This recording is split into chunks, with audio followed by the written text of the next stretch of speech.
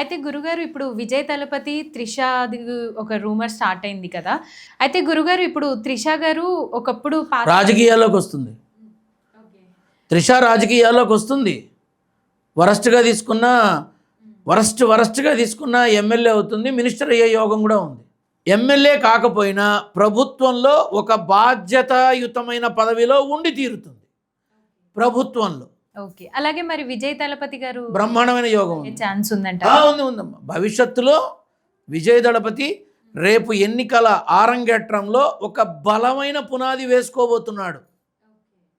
ఒక ఎంజీఆర్, ఒక కరుణానిధి, ఒక జయలలిత, ఒక విజయ్. గుర్తుపెట్టుకోండి, ఒక విజయ్. నేను చాలామందికే చెప్పా, రజనీకాంత్ గారు బాబా సినిమా తర్వాత సీఎం అవుతారంటే బాబా సినిమానే ఫ్లాప్ అవుతుంది, ఇక సీఎం సంగతి దేవుడికి ఎరుక అన్న. ఏం జరిగిందో అందరికీ తెలుసు. రజనీకాంత్ గారు రారు రాజకీయాల వైపు అని చెప్పా. కమల్ హాసన్ గారు ఫెయిల్ అవుతారు, విజయకాంత్ ఫెయిల్ అవుతారు అని చెప్పా. ఉన్నాయిగా రుజువులు. అయితే కమల్ హాసన్ని మాత్రం పిలిచి గౌరవిస్తారు. అనవసరంగా సినిమా వాళ్ళందరికీ రాజ్యసభ మెంబర్షిప్ ఇవ్వడం మామూలేగా, కొత్త ఉంది అంతే. కానీ ఒక ఎంజీఆర్, ఒక కరుణానిధి, ఒక జయలలిత, ఒక విజయ్, ఇది కన్ఫామ్.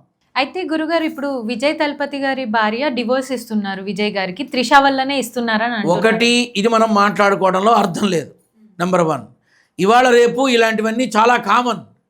ఇది పబ్లిసిటీ స్టంట్ కోసం చేసే యుద్ధమా, లేకపోతే నాకు సమానమైన సమానత్వపు హోదా కావాలి అని చేసే యోచన? రేపు విజయ్ భార్యని వేరే పార్టీ వాళ్ళు మా వైపు రా, ఇక్కడికి వచ్చి నువ్వు మీ ఆయన గురించి మొత్తం చెప్పు, అప్పుడు నీకు ఈ పోస్ట్ ఇస్తాము అని చెబితే ఆ రకంగా వెళ్ళి మాట్లాడుతుందా? చెప్పలేము, ఏదన్నా జరగచ్చు. ఇవేవి విజయ్ భవిష్యత్తుకి అడ్డం కాదు.